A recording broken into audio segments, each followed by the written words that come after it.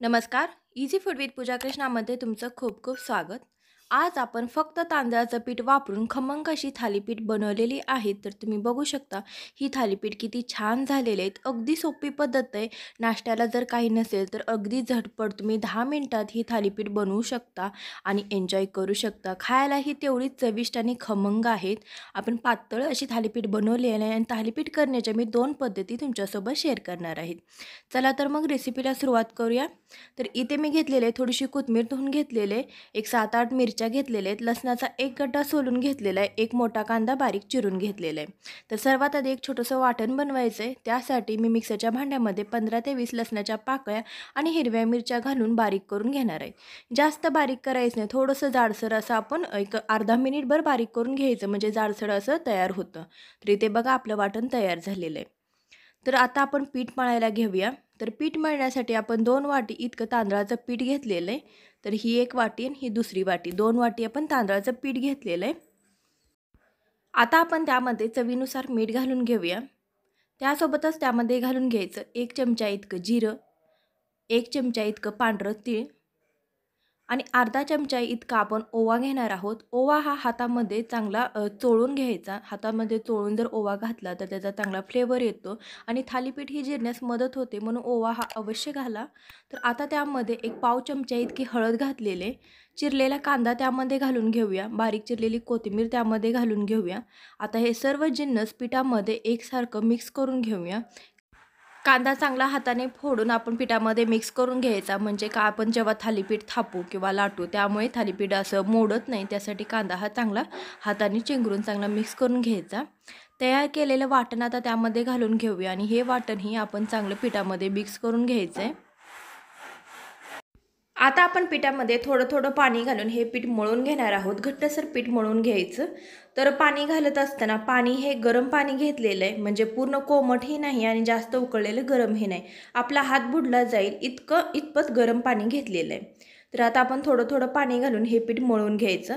तर साधारणतः इथे मला 1.5 वाटी इतकं पाणी लागलेलं आहे. तर मी तुम्हाला ते व्हिडिओमधून दाखवणारच आहे. तर तुमच्या पिठाच्या अंदाजे तुम्हाला थोडंसं कमी अधिक पाणी लागू शकतं.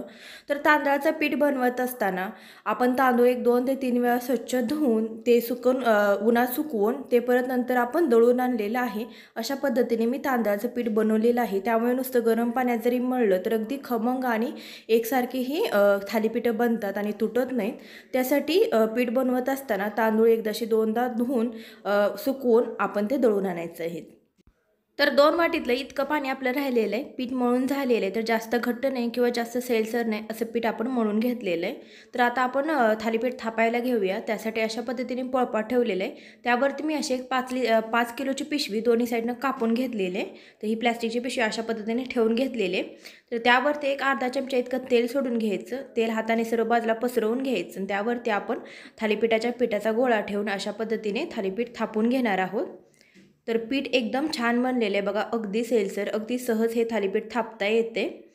तर तुम्ही बघू शकता किती पातळ असं थालीपीठ थापता येतं आणि थालीपीठ हे शक्यतो पातळ थापा. पातळ थापल्यानंतर थालीपीठ हे खूप छान लागतात. तुम्ही जर जाड थापली तर ती जास्त एवढी छान लागत नाहीत. तर इथे तुम्ही बघू शकता आपलं थालीपीठ थापून झालेलं आहे आणि पेपरवरून ती बघा अगदी सहज निघते. इथे आपलं थालीपीठ थापून झालेलं आहे. तर आता आपण थालीपीठ भाजण्यासाठी तवा गरम करून घेतलेला आहे. तर आता आपण त्यावरती थोडंसं तेल लावून घेऊया आणि तयार थालीपीठ तव्यावरती घालून घेऊया. तर तुम्ही बघू शकता अगदी सहज आपण हे थालीपीठ तव्यावरती घालू शकतो. खूप पातळ असं थापलेलं आहे तरीही आपण हे थालीपीठ मोडत नाही. आपण सहज हे तव्यावरती घालून घेतलेलं आहे. एक बाजू थोडीशी सुकल्यानंतर आपण त्याची बाजू पलटवून घेऊया आणि दुसऱ्या साईडहून थोडंसं तेल लावून घ्यायचं. दोन्ही साईडहून आपण तेल लावून घेणार आहोत. तर बाजू पलटवून दुसऱ्या साईडहून तेल लावलेलं आहे. तर आता ही थालीपीठ आपण दोन्ही साईडने चांगलं भाजून घेणार आहोत. थालीपीठ ही भाजायला थोडासा वेळ लागतो आणि ती चांगले भाजा. चांगलं गरम असताना जास्त भाजून घ्यायचं. तुम्ही जर कमी भाजून घेतलं तर ते गार झाल्यानंतर खूप कच्चं लागतं. त्यासाठी थालीपीठ हे अगदी चांगलं भाजून घ्यायचं. तर दुसरं थालीपीठही मी तुम्हाला भाजून दाखवते. तर इथे मी दुसरं थालीपीठ घातलेलं आहे. थालीपीठ टाकल्या पलटवायचं नाही. तर इथे तुम्ही बघू शकता ते थोडंसं सुकलं जातं आहे. थोडंसं सुकल्यानंतर आपण त्याची बाजू पलटवून घेणार आहोत आणि दुसऱ्या साईडून तेल लावून घ्यायचं.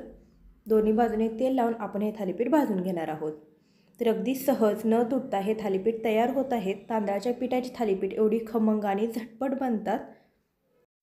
आता मी तुम्हाला थालीपीठ थापून दाखवणार आहे. पिशवीला डबल तेल लावायची गरज नाही. त्यावरती आपण पिठाचा गोळा ठेवून द्यायचा आणि लाटण्याला थोडंसं तेल लावून घ्यायचं आणि अशा पद्धतीने पोलपाट हलवून आपण ते थालीपीठ लाटून घेणार आहोत. तर तुम्ही बघू शकता अगदी सहज भरपूर पातळ असं आपण हे थालीपीठ लाटू शकतो.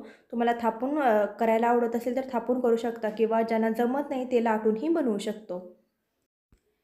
तर इथे आपली थालीपीठ तयार आहे. तांदळाच्या पिठाची थालीपीठ अगदी सहज खमंग अशी बनवलेली आहे. दह्यासोबत किंवा कोणत्याही उसळीसोबत ही थालीपीठ तुम्ही एन्जॉय करू शकता. तर तुम्ही बघू शकता अगदी पातळ आणि खूप चविष्ट अशी ही थालीपीठ झालेली आहे. दिसायला तेवढी छान आहेत, खायला तेवढीच चविष्ट बनलेले आहेत.